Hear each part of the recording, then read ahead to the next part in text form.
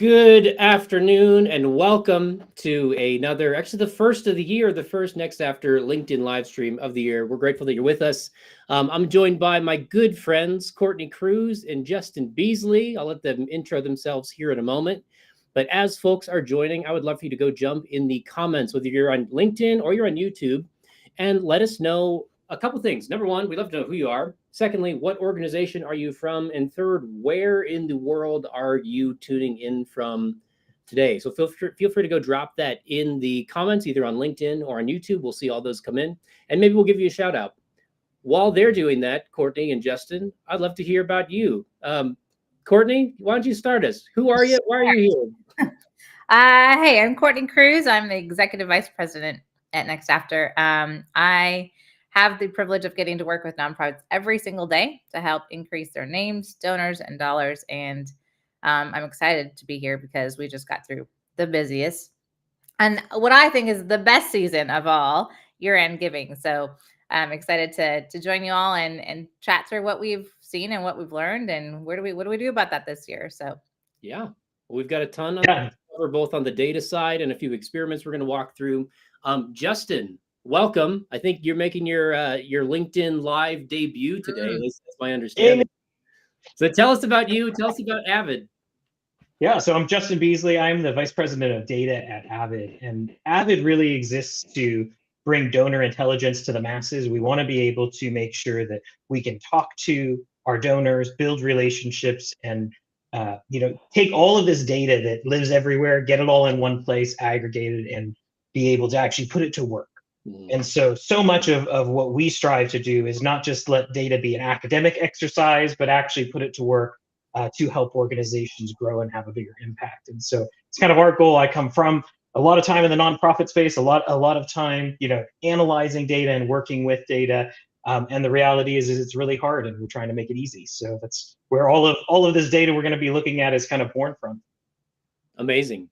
Well, my name is Nathan. I oversee the what we call the Next After Institute. I'll share a bit more about Next After here in a moment. But today, between the three of us, we're going to cover a lot as it relates to kind of recapping year end, and not just for the sake of kind of putting a bow on it, but more so for the sake of trying to understand what can we learn from this past year end about how we can grow our fundraising into a new year. There's a lot of interesting things that we're finding in the data already. There's going to be more over time. Justin and I have been back and forth for the past week or so talking about, like, is it okay to look at the data yet? Is there enough that's coming in? There's still mail coming in and things being processed. So the numbers change a little bit every day, but they've started to settle. So I think we're in a good spot. So we're going to talk about what happened during year end. What do we see in the data? We're going to look at some key insights for your 2025 fundraising. And then we're also going to look at a handful of learnings that we had from new experiments or A/B tests that were run during the year end season. So before we dive in, I want to give a few shout outs because I see a bunch of people jumping in the comments. They're ready to go for fundraising for a new year. I'm scrolling all the way to the top. We've got Shelly from Purple Heart Homes in Statesville, North Carolina. We got some Texas representation. Sarah at the Space Center in Houston. That's really fun. We've got Nita from SA Digital in Toronto. We've got some good folks. So I'm in Colorado. We've got a few folks in Denver. We've got Kathleen from Cancer League of Colorado. Our good friend Eric Tamales is with us, giving shout outs to year end as the best season of the year. that's right. It's crazy and chaotic, but it is the best. We've got Beverly from Dignity Freedom Network. We've got tons of folks joining us. So thank you all for being with us today. We hope that we can make the most of your time because we know that it's valuable. So that said, let's dive into lessons learned from year end and what they mean for your 2025. If you haven't been on a Next After webinar before or a live stream before, it's a little bit about us. The main thing that we do is that we help nonprofits grow their digital fundraising. And we can do that in a lot of different ways, but we really have three kind of primary ways that we serve you. Number one, we are a digital first agency where we do everything from email campaigns and year-end campaigns and advertising. We do everything from donor acquisition to donor retention and everything in between. Really trying to grow your program, not just in digital, by the way, but to lift the results of your full program. But what makes us a little bit unique is that at the core of everything we do, again, whether it's an email, an ad, a landing page, we're always testing. And so We are a research lab where we're trying to decode what actually works to grow giving and then go share those learnings far and wide with as many nonprofits as we possibly can. And so we're also a training institute where we produce things like this live stream, as well as on-demand courses and workshops and all sorts of resources to help you grow your fundraising. And ultimately, because we want to see generosity grow. Now, Avid, I'll throw to Justin to talk a little bit more about Avid and what you do and why it's meaningful. You shared a little bit already. There's tons of benchmark data that's available. That's what we're going to be looking at for the majority of our time today is data, real data. This is not survey data. This is not self-reported data. This is actual data pulling from CRMs and different systems. Justin, tell us just like a touch more about Avid and how people can learn more about it. Yeah, absolutely. So Avid is really born, out of the pains that we've all experienced in trying to work with data and trying to help optimize fundraising within organizations. And so over time, we've built up sort of this arsenal of tools that we can use to better understand our data, to surface key insights, and then to actually be able to, like I said, put that data to work. And that's the most important thing. And that's the kind of the one takeaway is you want your data working for you. You don't just want it to be collecting dust on a shelf somewhere. And so that's one of the reasons that we engage with these benchmarks. And again, we want to see real data because survey reported data is a good start, but we can actually take this data and dig much deeper and see what's happening more quickly and in a way that it's not old after a couple weeks. So folks can go to avidai.com. They can /nextafter. They can get an easy sign up to just a couple clicks to get in, and you can actually link your own data to the system and see yourself compared against these benchmarks if you haven't already. So very, very cool. Even if you don't link your system, you can actually see the benchmarks overall. And again, we'll be digging into a lot of that data, and I think you'll see the value of it and understanding how can we be collectively better? How can we do more to make the world a little bit better place? Awesome. If you want to go actually get your hands on the data that we're about to look at, go ahead and scan that QR code and you can go sign up for a free account, get a free trial of Avid. But as Justin said, get access to the benchmarks actually for life, even if you don't connect your own data. And we can put the link up on the screen too. If you go to nextafter.com/Avid, you can go ahead and sign up. Without further ado, we'll share that link again here in a little bit. Let's dive into what the data is saying about year end. So I'm going to switch my screen here and we're just going to start going. We're going to look at all the charts and all the graphs and maybe to an overwhelming degree, hopefully not. But we'll try to give you the highlights and then Justin's going to help give us some of the deep data insights that they're seeing on the Avid side. So let's pull up Avid. And this is a special year-end benchmark that y'all built and launched I think right before Giving Tuesday to really track what's going on during the year-end season. And so if you didn't join us, we had a live stream in December right after Giving Tuesday where we looked at some of the trends, what was happening in terms of acquisition and overall revenue and lots of different things around Giving Tuesday. Now we want to look at the season at large because Giving Tuesday is kind of like a blip in the middle of the season. It's a critical day, it's an important day, but it happens fast and it's gone. And there's a lot more revenue that comes in over the following few weeks. So that's what we want to see is what actually happened. And we're going to look at it in kind of two categories. First off is what happened online. We spend most of our time working in the digital fundraising space, and we're going to look first at what happened in terms of online program performance. Justin, the highlight, the biggest headline is just what happened with revenue. Where did we end up? Yeah, so we ended up with revenue just slightly up, about 3.8%. So maybe a little bit ahead of inflation, but not really a significant shift from what we've seen previously. Now this compares when we look at this, there was much more movement, coming out of the pandemic. We saw a big, increase in overall generosity in 2021.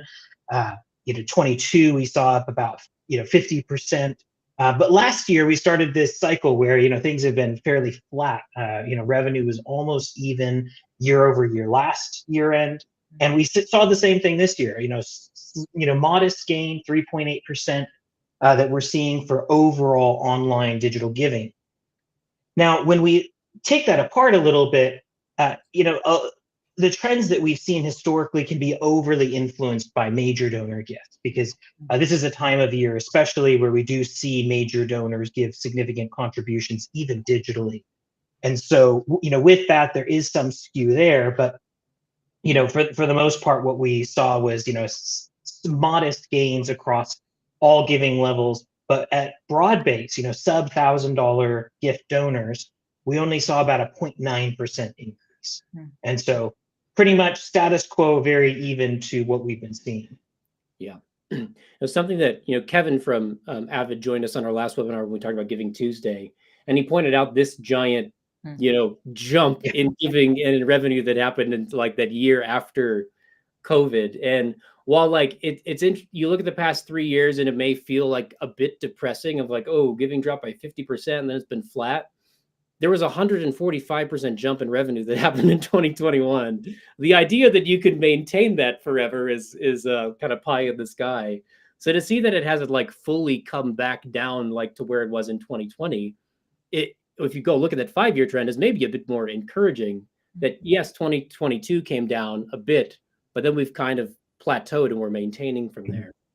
So I do think that's interesting. And you started to point this out too, as you look at, you've got revenue numbers, and that's what we're looking at on the green chart here is the percent change year over year in overall revenue from online channels specifically. But what's going on when it comes to actual like number of donors, people actually, the individuals that are giving? Can you explain what's going on in this chart for us? Yeah, absolutely. So we actually saw a slight decrease in the number of unique donors giving in this year-end season.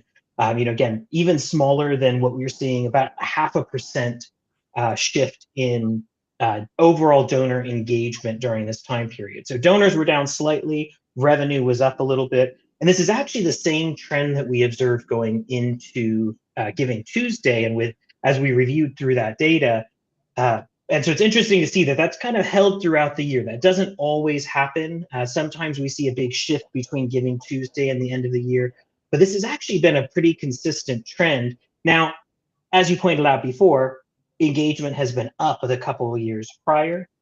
And so it was maintaining. A lot of people see it, they don't see the big up and to the right stack and, they go, okay, it's bad, but it's actually maintaining, which is, a good start. But it does speak to the fact that maybe there's more that we can actually be doing to help engage donors. Because generally speaking, I would always choose to, more donors over more dollars if I have to choose between the two, because you can build a relationship, you can retain a donor, but if you don't retain the donor, that dollar doesn't follow. That's a great point.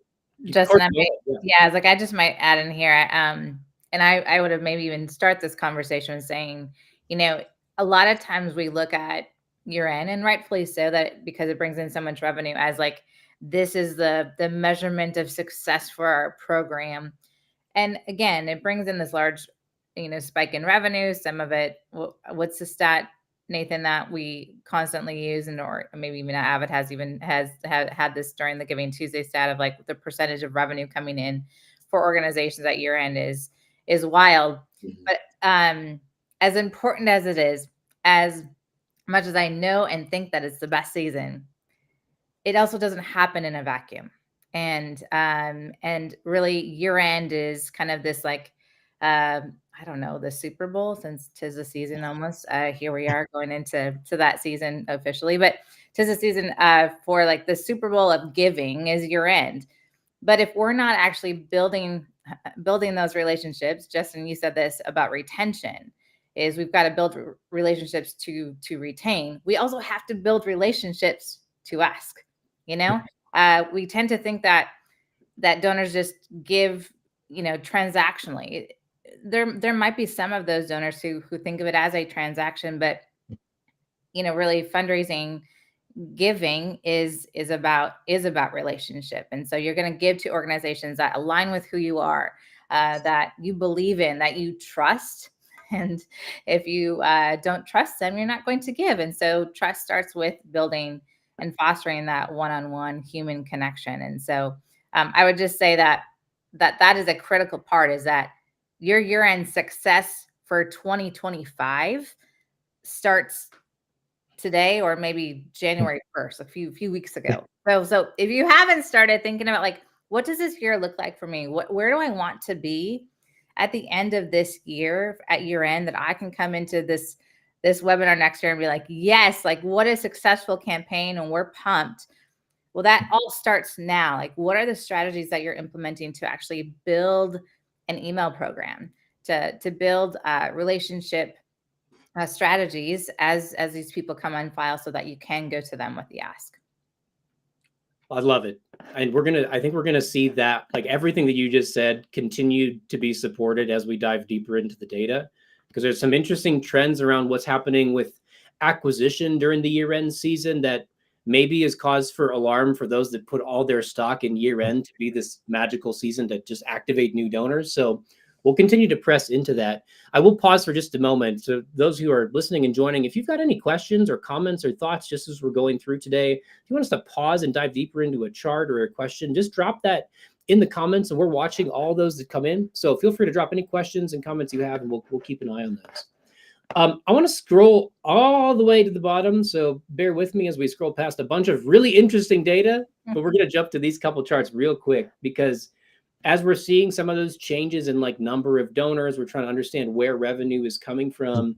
I think a couple interesting things to call out is the continuing trends and changes in both average gift size and revenue per donor. We're definitely seeing in this past year end that average gift size is up a little bit compared to where it was in 2023 for these online donors, which is contributing to that revenue growth, even though the total number of donors was a little bit down, effectively flat. You see the same sort of thing in revenue per donor. So it's a combination of people giving, and then how much are they giving, how frequently are they giving during the year-end season, because some people give more than one gift. But you've got to jump there too. You've got to jump from 230 to 239. So those trends are moving up and to the right, which is a good thing. But that's what's keeping revenue afloat, even as number of donors is maybe flat or down, even in some cases. Should we talk about acquisition for a bit? Because I think so. This is interesting. Let's scroll up and let me find the acquisition chart in here. Here we go. Who's new? Justin, what are we seeing on the acquisition side? Yeah, so one of the things that was interesting is when we look at the number of new donors participating, who were acquired in this period, there's a pretty significant decrease, and we actually saw this. This was sort of two-pronged. We saw similar decreases to new donor acquisition and to lapsed donor reactivation. And so those two have trended very similarly across most of the metrics that we've been reviewing. And with that obviously has a significant impact on downstream, future lifetime value with fewer donors participating. About 18.9% of the donors that we saw at year end were new within the year end period. And then there's about another 16% of folks who are actually were acquired earlier in the year and made an additional gift at year end. And so when we talk about new, there's sort of two definitions of new: newly acquired in the period, directly by year end efforts, and those who happen to be new in the year, but they're first year donors, but they're actually making subsequent gifts. And I think both of those are really important. But the biggest shift that we saw was actually related to acquisition between that November 15th and end of year. Interesting. We've had a lot of conversations about that. Sorry, Nathan, I was just going to say, this is like top of mind right now, because what Justin just walked us through is true for so many organizations. Are feeling that. We always want to know, like, what are the factors that played into this? We can kind of start to hypothesize what's going on outside of the world, or outside of like our fundraising world, like what's happening in our current events. If you think about actually what happened going into year end in November, December, a big thing that we have started to think about is the impact that emergency response giving might have on organizations as they headed into year end. And with the trends that we're seeing with new donor acquisition, down, I think that played a huge factor. Is that the natural disasters, the hurricanes on the East Coast that happened in September, and then kind of went into October. We saw some of the biggest acquisition efforts happen during that crisis in the US. And we, organizations that are not in that emergency relief sector did suffer. And I would say, that probably as we head into November, December, that a lot of donors probably gave to that thinking like, this is my gift to this organization. And that was that. So they didn't, give maybe another gift in November, December. But I think there's a lot of factors outside that are influencing this. Of course, the economy, that's another conversation we could have. But I really can't underscore the impact of those natural disasters for emergency relief giving and how it most likely impacted our year end. Well, that just dovetails into this question from Karen, who's wondering how much giving varied by sector. The example she gives, she says political donations might have been much greater, while other nonprofits may have received a little less. There's obviously some always nuance that happens during an election year as well.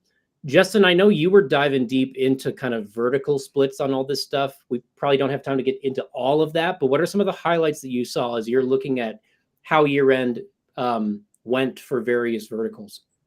Yeah, absolutely. Two of the categories that we actually saw most effective with a negative trend, were health and human services as well as faith-based organizations. Saw a lower overall revenue at year end. Each of them was down about 7%. Now, we did see an increase in what we would call public policy and advocacy. So there is potentially a halo effect of what we saw in the election cycle, policy-related organizations. So we saw that they were up about 18% in terms of revenue. And that mirrored when we talk about new donor acquisition for folks that were acquired at year end. It was pretty similar. We saw, boost in public policy. A couple other channels that did well were animal related, arts and culture.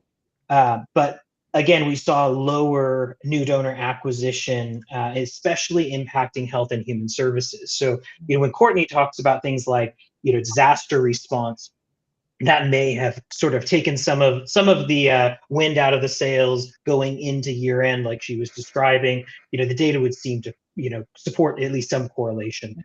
Yeah, and then I think there's. Oh, sorry, Nathan. I was going to say that there's a question just around California fires. I actually thinking that same thing. We don't know right now the impact of that.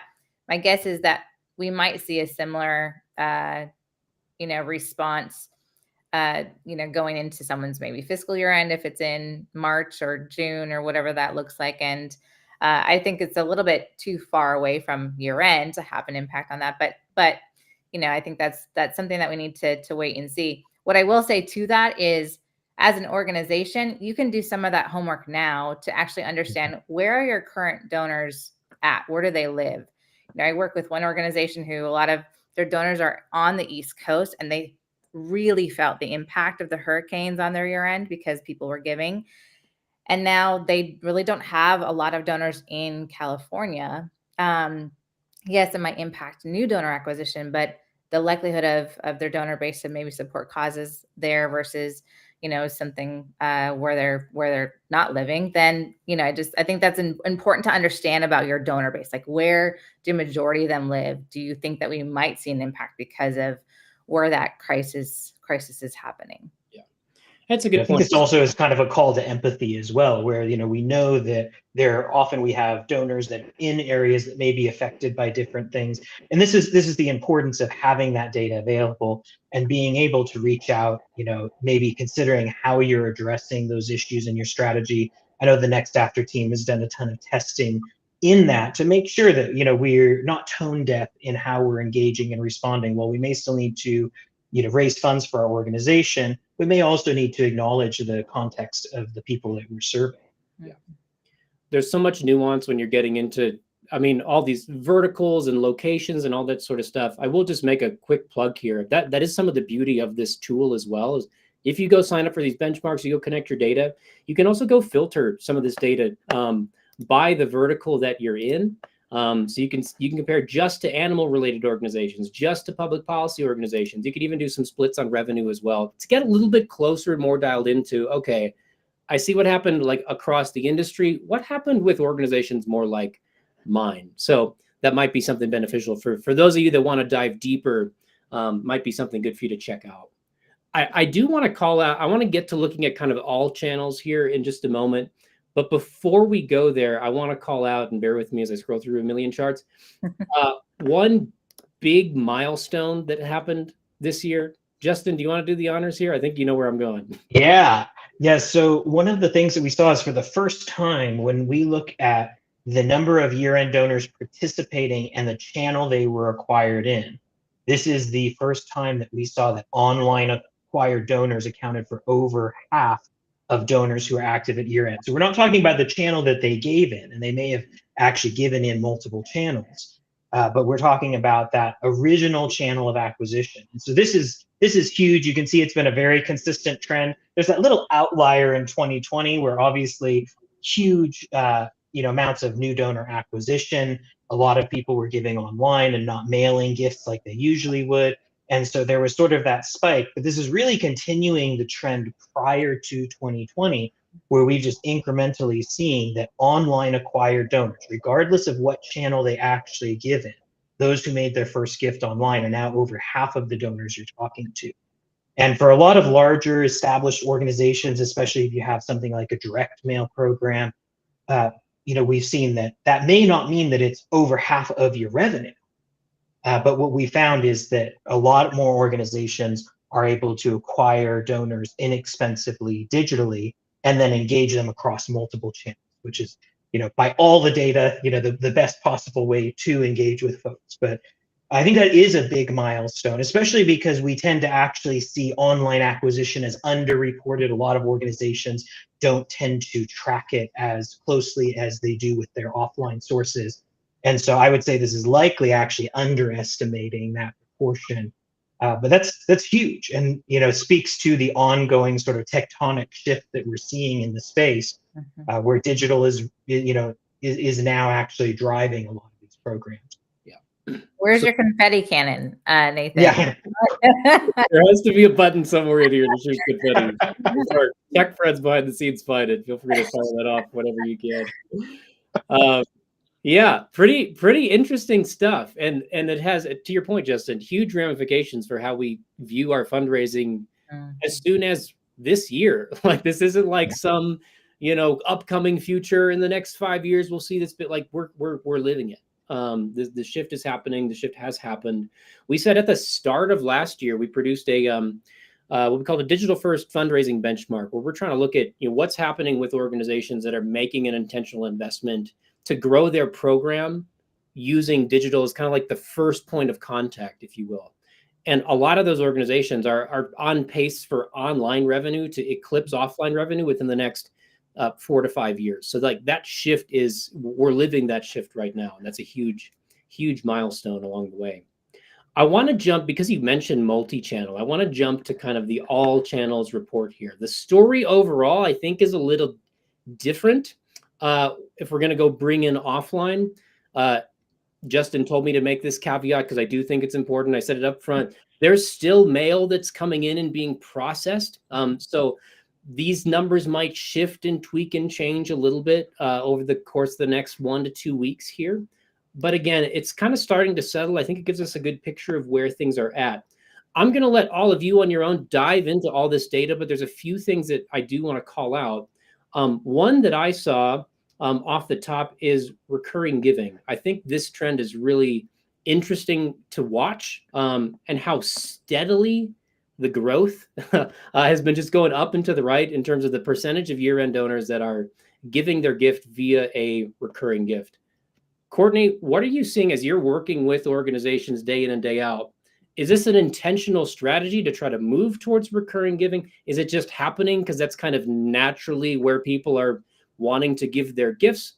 What insights do you have for us here? Sure. I think it's a little bit of both. I mean, I think there's a lot of conversation around the sustainability of recurring giving. Of course, we also know that recurring donors are, 9 times as value in their lifetime as one-time donors. So, I mean, no matter the stat that you say, like, all signs point to recurring as being the super glue that's going to keep your program running, right?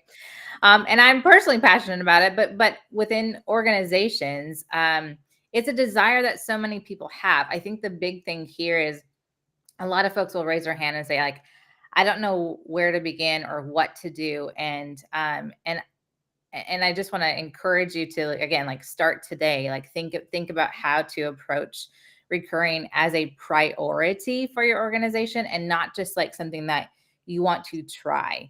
And I don't know, Justin can speak to some of the data too. But I think the challenge with recurring is we try to think that we need to have all of our operations and a person in place and like a name for our program and whatever the things are. I would just say, like, just get out of your own way and ask. Like, I think that's like the very first thing is just what happens if we actually go out to our own donor base and just ask them to be a sustainer, an ongoing supporter of our organization. I think we will be shocked at how many folks are going to raise their hand and say, I didn't even know that was an option, or I have been waiting for you to ask me, or, like, I'm thrilled because I love what you do. So, like, just start and then start thinking through, how to set that up as an organization. But it's not just a trend, like from a conversation point, but it's a growing trend from a prioritization side of things as well for organizations. Yeah. I see you're getting some amens in the comments from our who just wrote a book on recurring. I think it's interesting too, because we're seeing more and more as we've been diving into our benchmark data that a lot of things that have been often repeated in nonprofit fundraising, about whether you should maybe skip over a recurring ask, for donors that may have a higher likelihood, or a wealth screen that shows mid-level or major donor capacity, where the conversion rate we're seeing from recurring giving to mid-level or major donor status is significant, and really makes sort of a different case than I think has been made in the past. And so much of it is that there's a retention crisis we're seeing in the nonprofit space. And when you suddenly jump to 70, 80, 90+% retention with a recurring donor, greatly overcomes a lot of that. Same, the concepts that have long been talked about, where you need to get that first gift, then move to recurring. We see more and more donors willing to make that first gift recurring. People are very comfortable with this in our subscription heavy society. I know we've talked a lot about this, and I just think that we can't overemphasize the importance of recurring as a strategy. And to Courtney's point, just do it.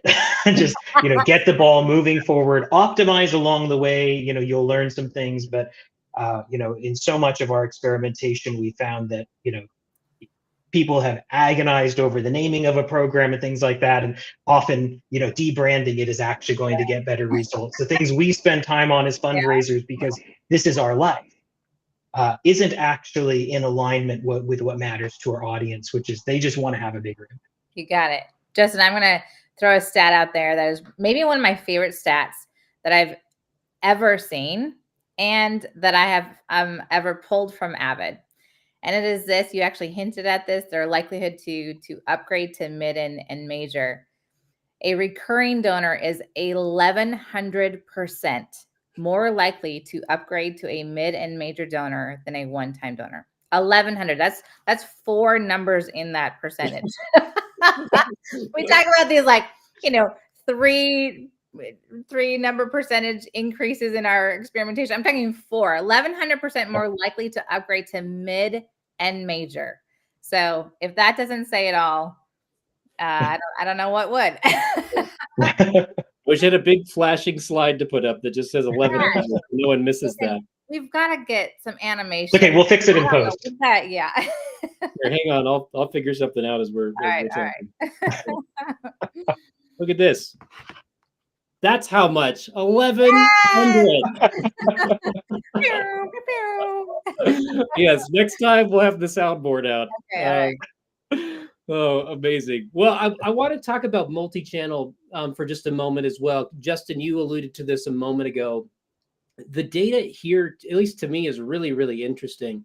This is one of my favorite reports that's available through Avid, which is just the contactability of your donor file and how that breaks down across obviously people that you can't contact, number one, all the way to people that you have email, postal, and phone number for.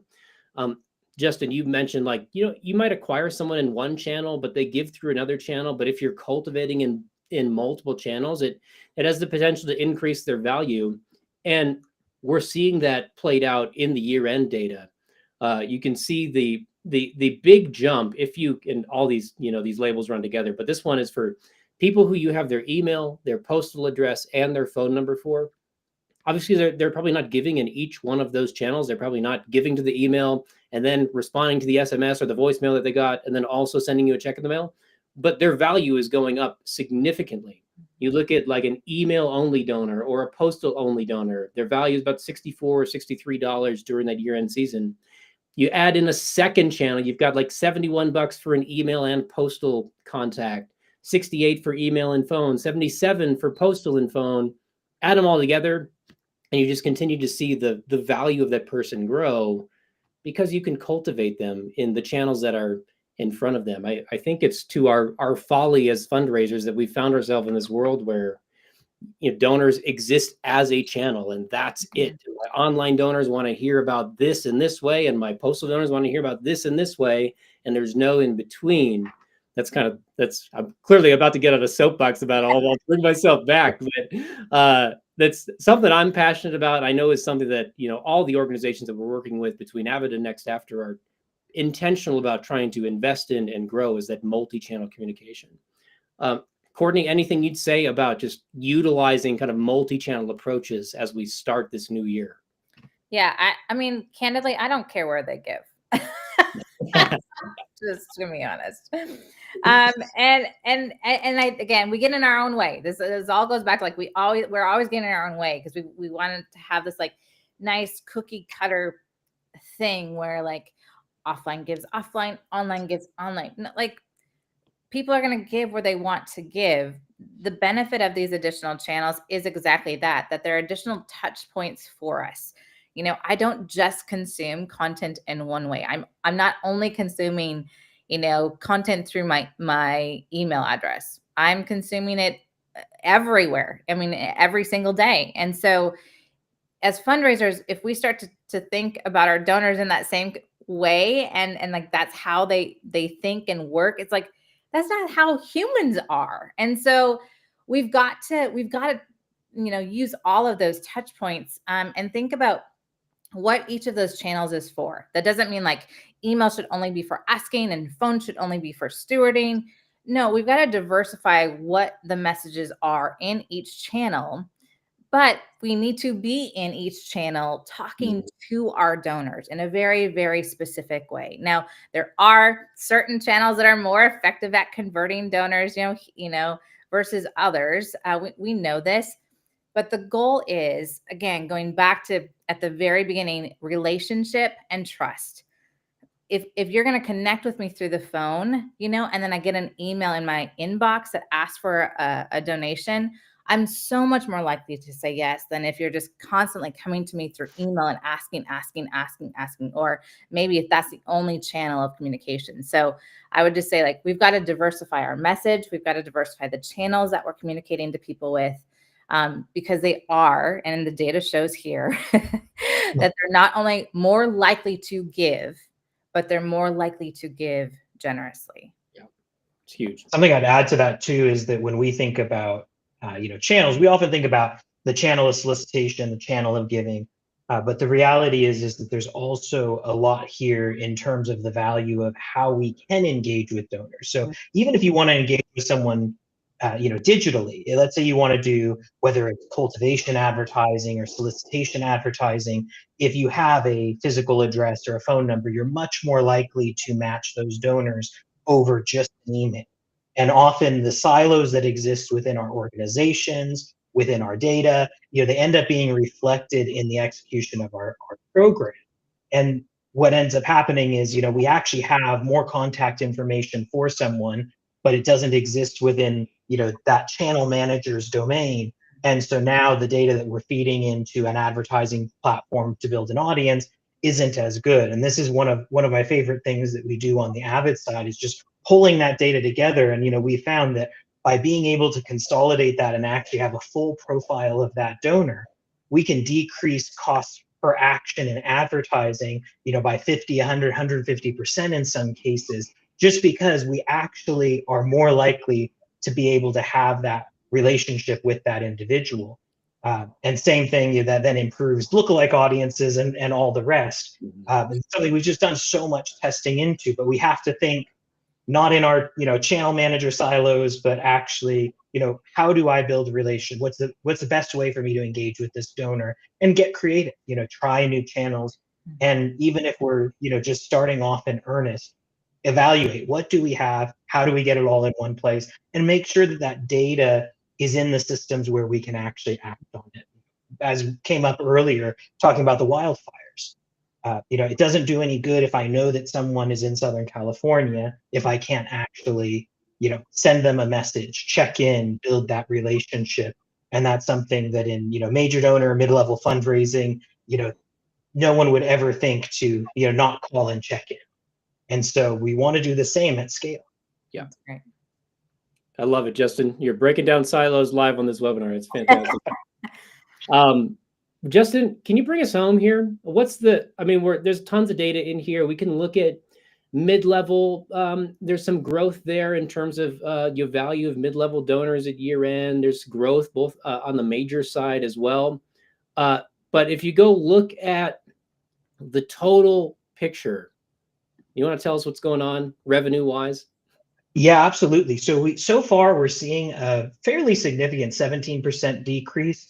Now, we are hearing a lot about mail delays. That's obviously been a big challenge for a lot of organizations over the last several years. So there are a lot of organizations that are still processing mailed gifts. And if it's anything like the last couple of years, that may still go on for another week or two. And so we expect to see some improvement in those comparison metrics. But overall, it looks like it's probably trending a bit downward, compared to where we were at this time last year, which is either going to mean we're going to end up there or that there are more significant mail delays this year. It's always hard to read those tea leaves ahead of time.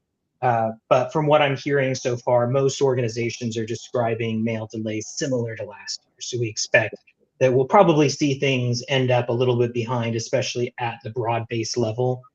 And again, this isn't, there's not sort of one single lens to look at this through. We see major giving generally up more significantly.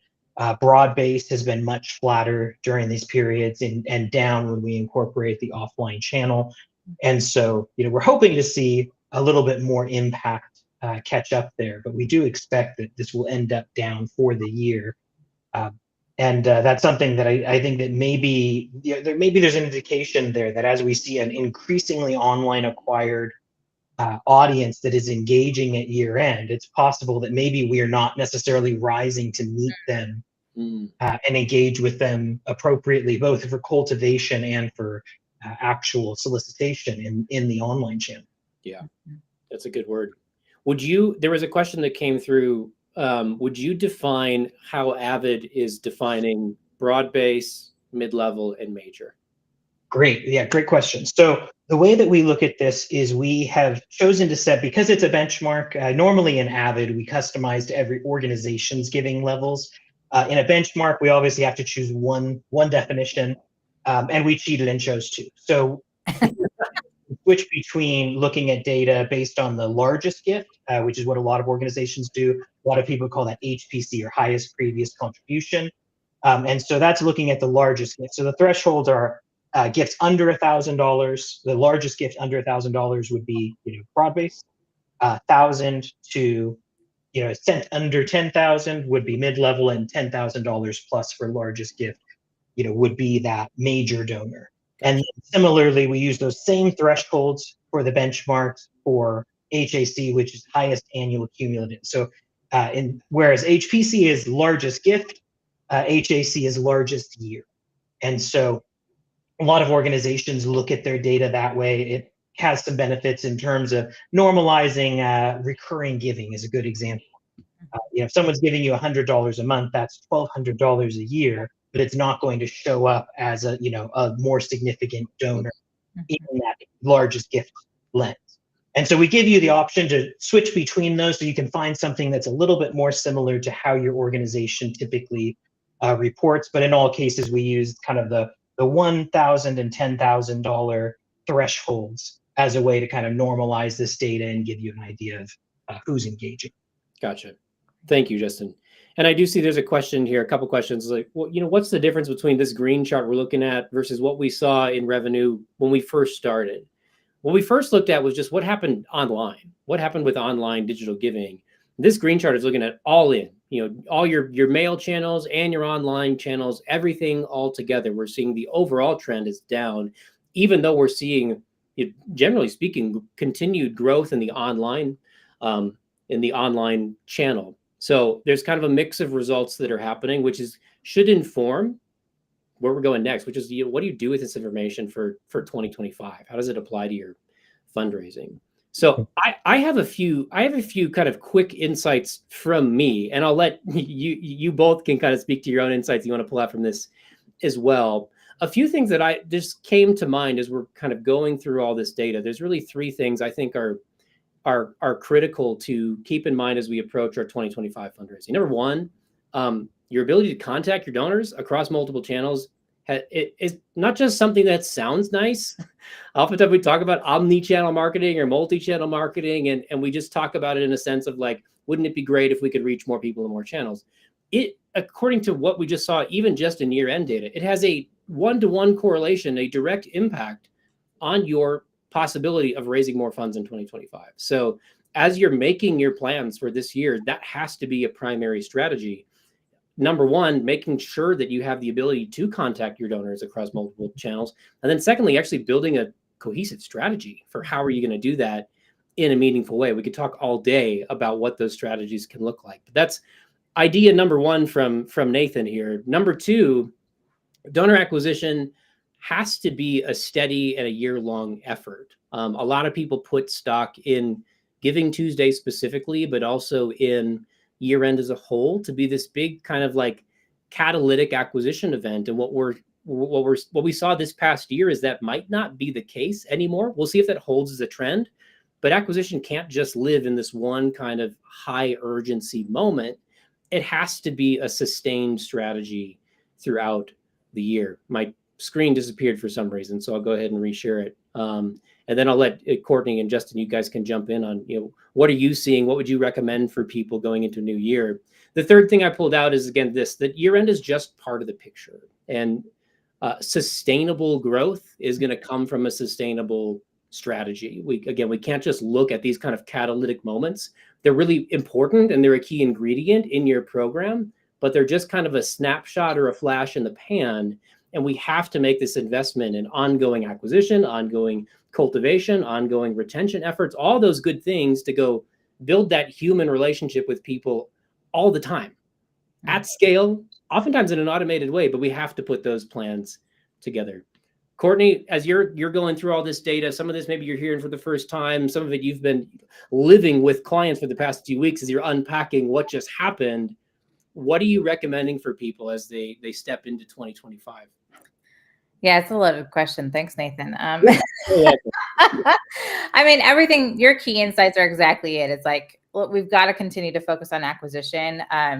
We're even seeing in some channels where it's online is doing very well, but it's still down. And if organizations weren't investing in acquisition, they'd be even more down. And so like, the challenge or maybe trick with acquisition, if you haven't gone out with paid media, it is again, start sooner than later, because it takes time to optimize your spend, understand the kind of offers to put out in market, the audiences to target. Avid can help with all of that. We use Avid every single day for our targeting and list segmentation and all of that to as Justin had mentioned, go find the right people. But it takes time. I just started acquisition with an organization who has never done paid media. And it took about 6 to 9 months, very candidly, to get to a place that we actually felt like we are finding success finally from a cost per name, cost per donor perspective. So start sooner than later. Again, it's like recurring. Just go put something out in market. I think the biggest conversation pieces for us with our organizations is the pain of that the major donors being down at year end. And so we're having lots of discussion around like, what do we do about that now? And how can we actually get ahead of that so that we don't get to December and hope that those 12 major donors remember us, and that we are making these touch points throughout the year. This might be a not a very popular idea, but to your major donor reps, but we have started to actually expand what major donors are getting. And what I mean by that is a lot of times major donors or mid-level donors are isolated from receiving anything outside of what the major donor rep is going to send. What I would tell you is to consider thinking about like value add content, things that are a benefit, that would align with them as a donor to the organization, and send that as well. What we have found is that when you start to send value add content, even outside of what they're receiving from a major donor rep, they're that much more invested and that much more likely to say yes than when the major donor actually asks them for a gift. So yes, it's about relationship, but again, this is a two-way street in like the value exchange, right? They're supporting us with their finances and their contribution. We have to also contribute to them. So what does that look like? Well, maybe it's resources or content, or here's a quick article I thought you would like. Whatever those things are, there's small ways to like have that value exchange happen with even people that are mids and majors, and we'll give these large gifts. So I'll just kind of leave it at that, because it's a big conversation point, and it's probably the biggest pain point, because I know all of the organizations that are even watching today are going to raise their hand and say like, yes, please help. I don't know what to do because we're so far down in mids and majors. I would like adjust that strategy now so that when it comes time to ask, they're more likely to say yes. Yeah. Awesome. Super great insights.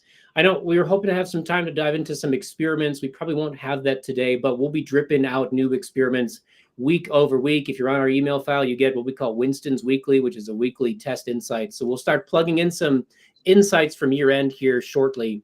Justin, what have we missed? What kind of interesting things have you found that we haven't been able to cover yet today?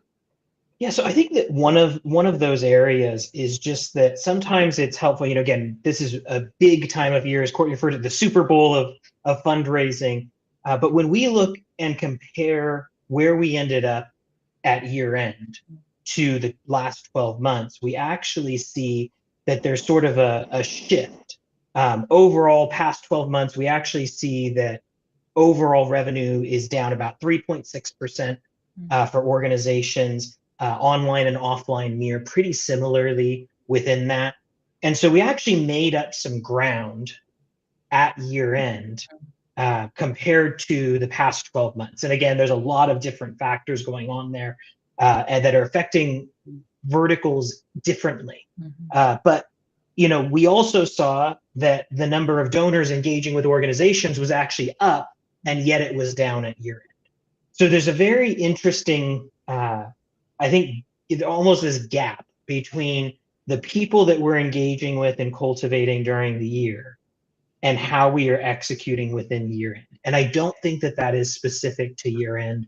I think it kind of comes back around to what we've talked about a couple times already, that we are fundraising through the lens of our org charts. We are fundraising through the lens of the channels that we own, that we manage. We have strategies that are in place. And I think that, the data is saying it is time to take a step back, look at the whole program, look at these donors and the relationships that they represent, and say, what is actually best for our donors? And I think that the more and more that we do that, regardless of whether it's, a year-end campaign whether it's your spring campaign that you may already be planning for, or just everyday, monthly or weekly fundraising that you're doing. I think that however we can close that gap between what donors actually want in their relationship with the organization, what gives them value, to Courtney's point, and the disconnect we have between what we know about them and actually how we talk to them. I think that we can focus there. I think that we can actually have a significant impact on this. And there's a lot of bright rays of hopes in that year end actually was closing a gap that existed, over the last 12 months. That's huge. That's a win. And then how do we actually leverage that and kind of keep that going? And acquisition. I mean, we can't say it enough. Acquisition is just down for most organizations. And we're seeing more and more fall off within, especially male acquired organizations or male acquired donors that just aren't engaging as much in campaigns. So huge opportunities. Well, to that point, I'll go ahead and share my screen one more time. To that point, if you are finding yourself in that kind of position where your revenue's flat, maybe it's on the decline, you don't know how to fix it. You want to pursue acquisition, you want to figure that out online, but just don't know where to start. Maybe you're trying some stuff and the ROI that you're getting is just not acceptable. You're trying to figure that out and how do you optimize it? It could be you're in a spot where maybe you've got a good acquisition program, but those donors just aren't retaining well. We'd love to have a conversation with you and figure out, is there a way that we can actually jump in together this year and see if we can solve that together as we decode more of what works to unlock greater generosity from your donors and build you some plans to really get not just digital growing, but get your whole program growing in a meaningful way. So you can go ahead and scan that QR code. There's more information you can find out there about having a conversation with us, or go to nextafter.com/let-us-help. And you can book some time, chat with us here at Next After. We can talk about if there's a good fit for us to work together to fix some of those problems, to get revenue going on the right track, get you that ROI that you need on your acquisition results, and all sorts of things. There's a few questions before we wrap up here that I want to make sure we circle back to. If you have any additional questions, feel free to drop them in the chat. A question from Trip about monthly and recurring giving and how that's being measured. He's wondering, I won't read all of it out because it's kind of a lengthy question, but effectively wondering, are you counting those types of recurring gifts that maybe aren't officially recurring, but someone sends in a gift every single month? Or is it just like the automated recurring?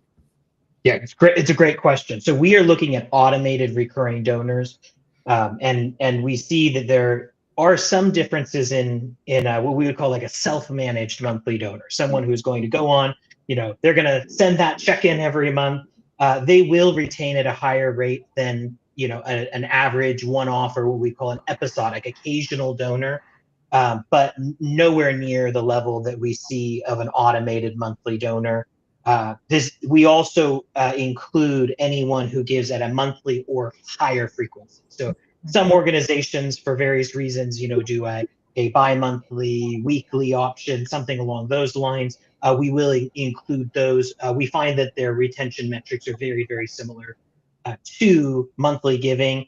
But we find that for organizations where that makes sense, it's helpful. But most organizations, can simplify down to monthly. That's sort of the threshold at which it really matters to retention.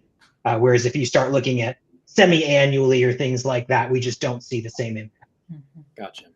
And then a question from our friend Lourdes, who is from the Great White North. We'll take a moment to give a shout out to all of our Canadian friends who have weathered quite a fundraising storm this year-end season with the shutdown of the Canada Post and that whole strike and everything. So she's wondering, do we have any stats on acquisition for Canada and how that might have impacted? I know there's a couple Canadian organizations in this data set. Is that true, Justin? Yes, there are a handful, not enough that I would consider it enough of a sample size where we can draw kind of global conclusions. That's something that we really do want to see, be able to grow and localize things a little bit more. In general, those organizations at year end did see a significant decrease, especially in offline.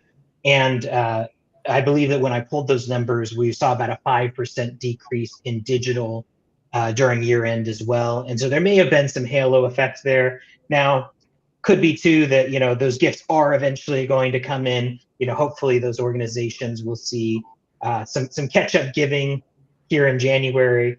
But we did see that they were below trend in almost all categories, looking at it in a geo sense. Yeah. And if you want more information on kind of what's going on there, our friend Mike Dirksen at Build Good has posted some great stuff, even just here on LinkedIn. So he's a good follow to go check out about, again, some insights about what's happening related to Canadian fundraising, given the mail strike and all that sort of stuff. So you can go check out Build Good. They've got some good insights there as well. Courtney, Justin, you both are brilliant, and I think that was on full display today. Thank you for your time and your insights. They are invaluable for all of us that are trying to just figure out how do we grow? What do we do from here?